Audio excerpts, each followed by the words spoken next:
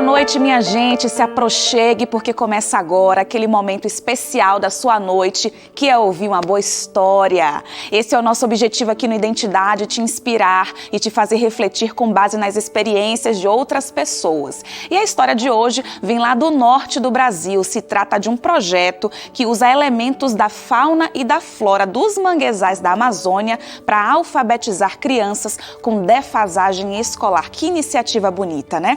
E quem conversa com a gente é o pesquisador Marcos Fernandes, que também é professor de ecologia da Universidade Federal do Pará e coordenador do projeto Mangues da Amazônia, que desenvolve junto às crianças o Alfamangue. Vamos para aquela pausa bem rapidinho, um breve intervalo, e na volta a gente conhece com mais detalhes sobre esse projeto. Então não saia daí e eu te espero.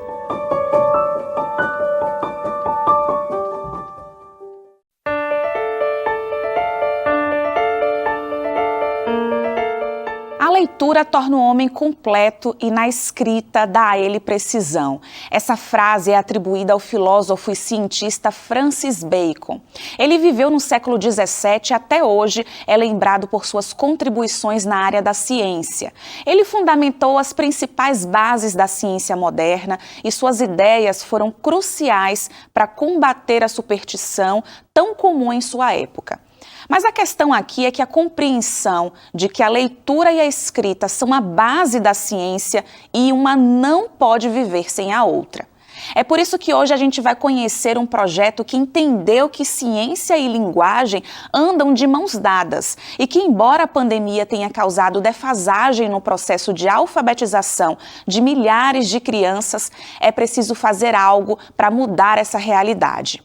O projeto Mangues da Amazônia, através do Alfamangue, utiliza a vegetação e os animais que estão presentes nos manguezais amazônicos para ensinar crianças de comunidades rurais a lerem, a escreverem e também preservarem o meio ambiente em que vivem.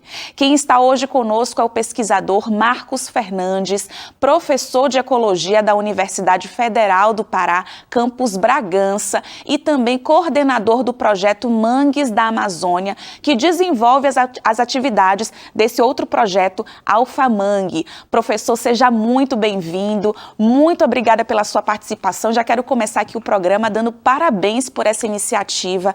Que lindo é ver essa preocupação da academia com essas crianças que estão sofrendo aí, né, por conta dessas diferenças sociais que afetam a educação. Então, parabéns e muito obrigada, viu? É um prazer estar aqui com vocês. O prazer é todo nosso, professor Marcos. Eu queria começar aqui o nosso bate-papo tocando mais uma vez nesse assunto da pandemia, né? A gente acompanhou aí nos noticiários o quanto a pandemia prejudicou as crianças, principalmente crianças e adolescentes de baixa renda que não têm acesso à internet de qualidade, que tiveram que dividir ali um aparelho celular pequenininho entre pais, filhos, com outros irmãos, enfim. As dificuldades foram inúmeras, né? A gente viu que inclusive isso afetou a alimentação das crianças, que só tinham a garantia de se alimentarem ali dentro da escola. Foi uma situação bem complicada. E eu sei que o projeto Alfamangue também atuou nessa frente, né? Como foi que vocês pensaram essa necessidade, essa lacuna causada pela pandemia, e como foi que vocês pensaram a solução, os projetos e iniciativas para preencher esse espaço? O projeto Mangues da Amazônia, ele é uma iniciativa que a gente teve desde o edital Petrobras Socioambiental, que veio, né, proporcionar isso, patrocinar toda essa atividade, que é uma atividade ambiental, mas só que ela tem também o lado social, e o lado social foi muito direcionado para as questões socioeducacionais, né? Então, nós criamos os clubes, né, e os clubes de 3 a 6, que era o clube do recreio, para pegar essa criança, bem ainda no início, né, da brincadeira, para dar de descoberta, enfim. E depois um clube de 7 a 12, que na verdade se transformou num clube de 10 a 12, porque nós acabamos percebendo que essa criança não tinha a mesma performance, né? A gente já esperava uma criança para esse clube, que é o clube de ciências, uma criança que já soubesse, né, dominasse, né, a leitura e a escrita.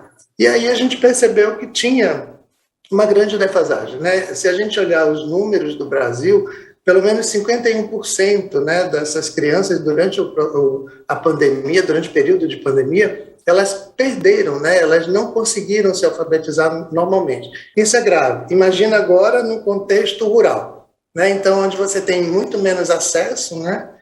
Você não pode estar trabalhando na internet, porque você não tem uma internet de qualidade quando tem, né? E eles não têm capacidade, também não tem possibilidade, né, de comprar, às vezes, um celular. Então, sim, você tem uma defasagem pior, né, do que o cenário nacional, mostra, né?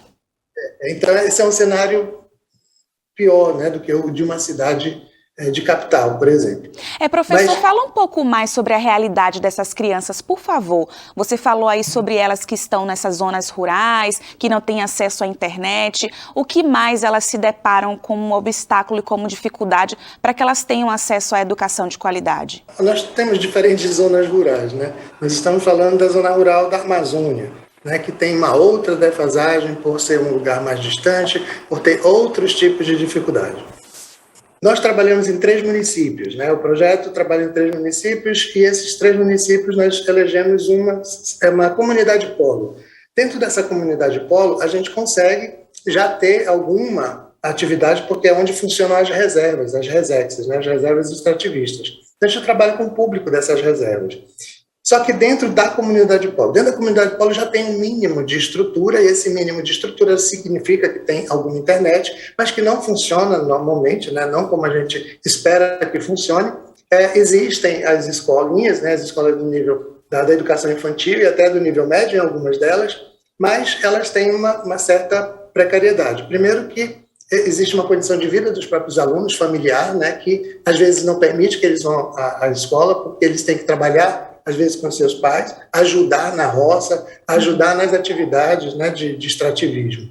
Então, tem toda essa dificuldade. Quando você tem o processo de pandemia, que você para com a atividade de ensino formal, você faz com que essa criança fique muito mais à disponibilidade dessas atividades, que são atividades do lar mesmo, são atividades caseiras. Eles têm o uso, né, da atividade de subsistência. Então, eles precisam também ajudar os pais. É assim que eles são criados, né, dentro já de uma atividade extrativista. Então, muito cedo eles vão para a roça, muito cedo eles vão pegar sururu, enfim, eles têm toda uma atividade com os pais dentro da subsistência. Por exemplo, os pais às vezes são analfabetos, né? Então eles não conseguem dar continuidade, né, no ensino em casa. Então, essas dificuldades, elas são todas potencializadas, né, na zona rural. É uma realidade que dificulta, né, ainda mais esse processo de aprendizagem. E aí vocês começaram a alinhar ciência e linguagem, começaram a utilizar justamente desse contexto em que as crianças e os adolescentes estão inseridos para ajudar na educação. Como quais são as atividades? Vamos entrar aí mais nessas atividades, nesses projetos do Manguezais da Amazônia, né, Alfa Mangue. O Mangues da Amazônia é um projeto mais global, né, onde tem várias atividades. Uma delas, as atividades socioeducacionais e os clubes que eu estava falando. Quando a gente sentiu, né, que tinha uma necessidade enorme, né, das crianças serem ainda alfabetizadas numa idade já fora da alfabetização, eles começam a ser alfabetizados com 6 anos, né? No primeiro ano, no segundo ano já deveria estar alfabetizado, com 7. Então, aos 8 anos, aos 9, eles já deveriam estar com uma certa habilidade já mais bem desenvolvida e já com uma certa competência já de uso, né, dessas habilidades de escrever e de ler com mais facilidade, né, usando já num contexto muito mais de competências, né, muito mais evoluídas, né, muito mais desenvolvidas. Mas só que a gente percebeu que eles nem sabiam direito. Então, foi necessário criar o clube, que é o que a gente chama de Alfa Mangue. Usar a realidade que eles têm para poder facilitar esse processo, né? Todo mundo trabalha com o fundo manguezal. Né? Então, sempre o conhecimento do manguezal. Por quê? Porque a gente trabalha em comunidades pesqueiras, né? Enfim, eles têm uma atividade também agrícola, mas eles têm muito mais uma atividade pesqueira, como principal atividade de renda e de subsistência mesmo. Eu acho bacana justamente isso, você unir a realidade dessas pessoas, né, com a prática educacional. Acho que é a didática personalizada, né, conforme a necessidade, a realidade das pessoas. Não adianta a gente inserir um conhecimento, um conteúdo, a informação, que é de uma realidade completamente diferente. Mas a proposta de vocês é muito legal, porque está unindo realidade com o conhecimento e assim a fixação, eu acredito, né, aqui o meu senso comum apenas como jornalista, que isso favoreça o crescimento e o desenvolvimento educacional desses alunos. Professor, eu queria que você comentasse um pouquinho quem são esses educadores, esses professores, são professores voluntários, não são? Quem são esses educadores, quem está por trás aí de dividir esse conhecimento com os estudantes? São pessoas que têm uma prática já, são professores da escola fundamental, né, que trabalham na rede pública, que estão envolvidas no projeto, porque elas também fazem parte do contexto da universidade, né, como pessoas que faziam mestrado, que faziam a sua graduação. Então, eles todos são agregados e as suas, né, habilidades e competências como profissionais são utilizadas nesse contexto. Então, a gente também agora está interessado na formação desse professor local, né, desse professor da escola local dos polos que a gente trabalha. A gente não vai trabalhar apenas com os alunos das escolas, dos clubes que a gente criou, mas a gente vai também trabalhar com esse professor, que ele também é voluntário, né? O professor local, ele também fica como voluntário. As mães das crianças também se colocam como voluntárias, que né? legal. Então a gente tem um apoio. Não é só a gente chegando para fazer o projeto, mas o projeto é feito junto com a comunidade. Então a gente é muitíssimo bem recebido, é uma atividade que a gente nem tinha programado, na verdade, o Alpha Mangue, mas o Alpha Mangue surgiu como uma necessidade, né, de trabalhar com outro grupo, que é o grupo do pessoal que não conseguiu acompanhar, né, as atividades escolares, e aí a gente consegue inseri-los também. Então, todas as atividades que a gente faz para os clubes de criança, é mais um clube que foi inserido. E esse clube é super bem-vindo. Eles mudam o comportamento em relação à escola, eles querem ir para a escola, eles ficam sonhando com esse dia, que a gente trabalha no final de semana, né? Eles vêm com a gente e a gente faz atividades extras, que são atividades de campo, né? Eles vão para o manguezal, eles têm um conhecimento já da área, porque eles brincam no manguezal, eles vão trabalhar até, né, com os pais, né? Vão ajudar nas atividades laborais dos pais. Então, eles já conhecem. O que a gente faz é juntar, né, essa informação para alfabetizar. Né? No caso deles, é usar as palavras que eles já conhecem, né, porque eles já falam essas palavras. Então, agora a gente aprende a escrever e aprende a ler, né, essas palavras que eles já conhecem. Então, ouvindo você falar, já dá até vontade de ir lá, junto com eles, conhecer essa realidade, aprender junto. É admirável ver esse projeto com respaldo de uma universidade tão renomada como a Universidade Federal do Pará, com uma equipe que tem um know-how toda qualificada, que presta atenção na necessidade do estudante, da família. Isso é admirável nos dias de hoje, então parabéns mais uma vez, viu, professor? A gente vai ter que fazer uma pausa, o programa não acabou não, viu, minha gente? Tá só esquentando. A gente daqui a pouco volta com o professor Marcos, ele vai falar mais detalhes desse projeto e vai também nos fazer refletir sobre essa importância da educação, dessa educação adaptada à realidade de cada estudante, de cada região, até porque a educação é um direito de todos, né? Daqui a pouquinho a gente volta com mais Identidade Geral, não saia daí, minha gente. Tô aqui esperando você, hein? Até mais.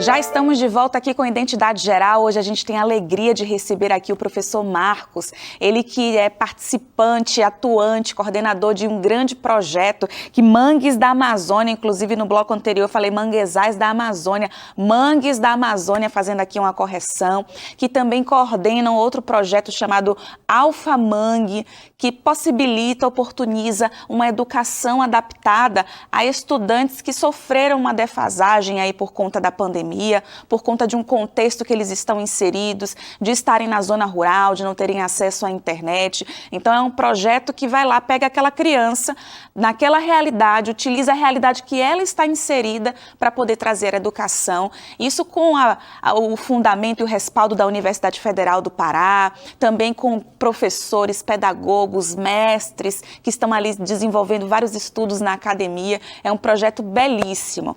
Mas antes da gente voltar ao bate-papo aqui com o professor Marcos, eu tenho um oferecimento Anjos da Esperança aqui para você, que é o guia de estudo Deus Me Ouve. Esse guia de estudo aqui fala sobre um instrumento que a gente tem gratuito, que a gente pode utilizar a hora que a gente quiser, numa central telefônica, digamos assim, que funciona 24 horas, porque o salmista diz que o guarda de Israel não dorme, não. Então você pode, através da oração, esse instrumento é a oração, através da oração você pode acessar o trono da graça de Deus. E eu peço para que você agora mesmo pegue aí o seu celular, digita o nosso número, já deixa até salvo aí o nosso número, viu, minha gente? É o 12982440077. E aí você pede o seu guia Deus Me Ouve, oferecido pelo programa Identidade Geral. Não tem que pagar nada, ele chega aí na sua casa de forma completamente gratuita. Graças ao projeto Anjos da Esperança, isso é possível. Temos a segurança garantida pelos Correios e Telégrafos, a empresa brasileira de Correios e Telégrafos.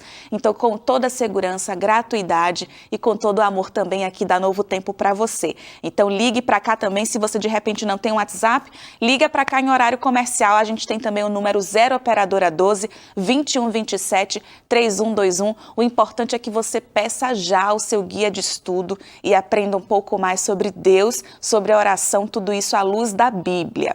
Então vamos voltar aqui, professor, se aproxime aqui com a gente, vamos falar um pouquinho mais sobre essa educação. Sabe que uma coisa que eu fiquei pensando aqui? Educação consciente, porque também é uma educação que pensa na preservação do meio ambiente, né? A gente tem algumas informações aqui do MAP Biomas, que diz o seguinte, que 80% dos manguezais brasileiros estão na Amazônia.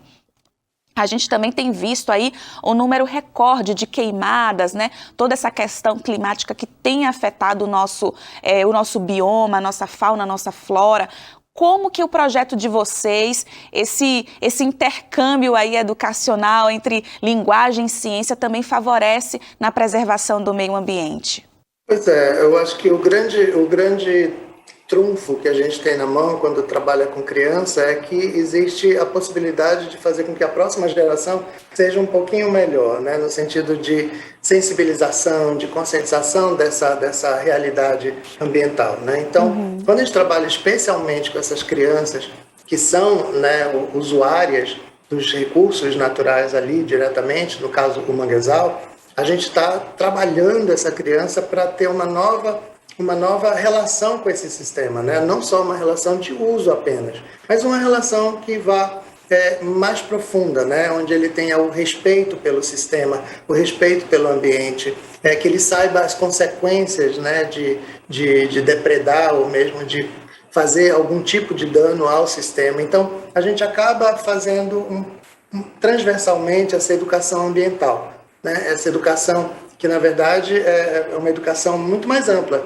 que eu chamo que hoje, né, que a gente chama de educação para o desenvolvimento sustentável, onde ele tem que aprender a pensar a sua realidade, né? Ele tem que aprender a conhecer e a vivenciar de forma muito mais completa, né, essa realidade, não apenas como um lugar de retirar comida, mas um lugar onde inclusive a cultura ela é refletida, né? Onde todo o sistema envolve toda a sua prática social, né? Então isso é importante que a gente entenda que a criança é esse veículo, né, lá na frente. Por isso que é importante trabalhar com esse grupo social desde agora.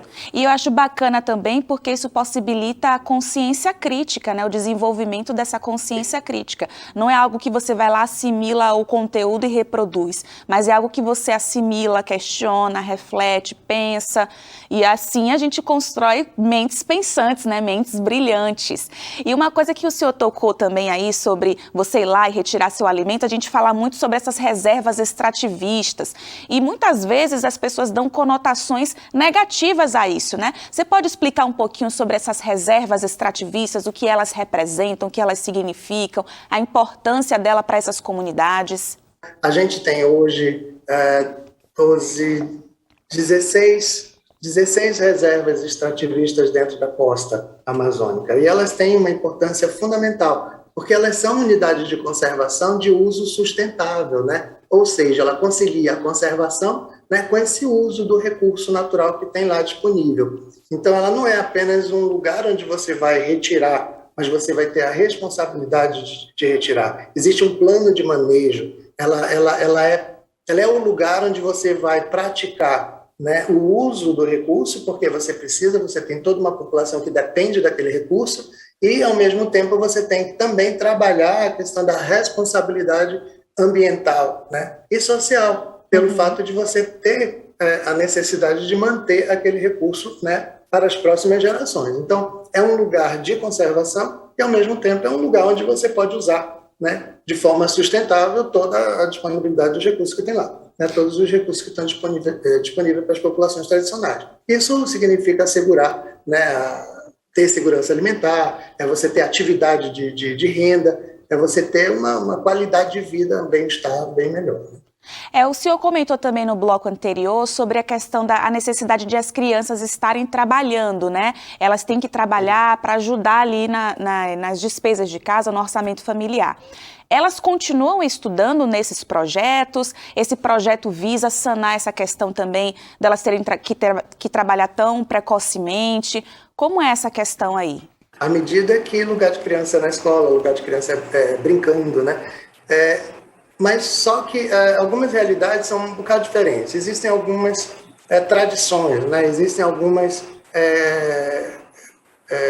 culturas onde as crianças muito cedo, né, ou desde cedo, elas já participam das suas atividades, que são as atividades passadas, são relações transgeracionais, né? São relações que acabam lidando de uma geração para outra. É a condição de passagem do conhecimento tradicional, né? Então, isso significa que as crianças, muito cedo, elas já vão, né, acompanhando os pais, eles já vão aos poucos fazendo esse ensinamento, né, do conteúdo tradicional, de como você pesca, de como você trata um peixe. Então, todas essas atividades, elas acabam sendo misturadas no sentido de que é uma atividade que é tradicional, no sentido de que meu filho precisa aprender aquilo, mas, ao mesmo tempo, já ajuda também no contexto, né, laboral. Elas são, desde cedo, levadas às atividades que são naturais de se fazer. Levanta-se para trabalhar, levanta-se para ir pescar, levanta-se para ir fazer uma atividade na roça, então eles também acompanham, né, quando não estão na escola e, às vezes, como há maior necessidade, eles nem vão para a escola em função dessas atividades que são mais prementes para eles, né? Então, essa é toda uma questão de como você analisa o contexto onde isso acontece. Então, o papel do terceiro setor, nesse sentido, é que a gente acha que é relevante, né? Ele é uma amálgama, né? É o link que vai fazer com que as políticas públicas que estão vigentes apenas nas cidades, apenas nos grandes centros, também se estendam lá para a zona rural, lá para além da zona rural. Sim. Porque esse que é o grande problema, né?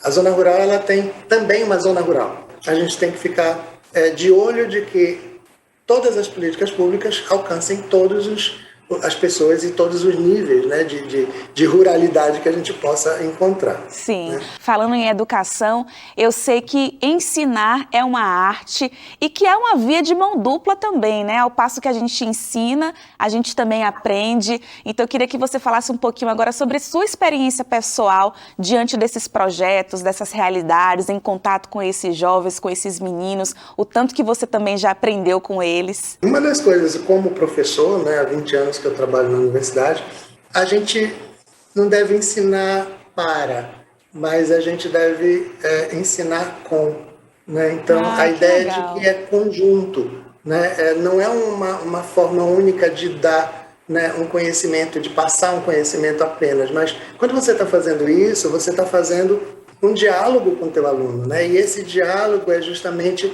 o com. Se a gente não fizer dessa forma, né, dialogando com, fazendo o ensino com e não para apenas, aí a gente não faz transformação. Eu acho que a transformação só vem de um ensino nesse sentido, onde ele também é incluído, né? Ele não é apenas o objeto, mas ele é também parte, né, desse ensino e aprendizagem, dessa relação, desse processo. Esse foi o grande aprendizado que eu acho que eu tive ao longo desse tempo todo com essas pessoas. Olha, foi uma honra para mim falar com uma pessoa tão renomada. Muito obrigada por compartilhar aqui essa experiência. Eu aprendi com você hoje, viu, então? Muito obrigada. Isso aí. No diálogo. Legal, professor. Um abraço para você, para toda a equipe que está aí atuando junto contigo. E manda um cheiro para as crianças, viu? Claro. Muitíssimo obrigado pela oportunidade. Até. Tchau, tchau. Minha gente, que coisa linda. É sobre isso, é sobre educação, sobre diálogo, é sobre humanidades, né? A gente espera que você tenha curtido o programa de hoje. Desejo para você uma noite maravilhosa e já te espero para o próximo encontro. Aquele cheiro especial, minha gente. Tchau, tchau.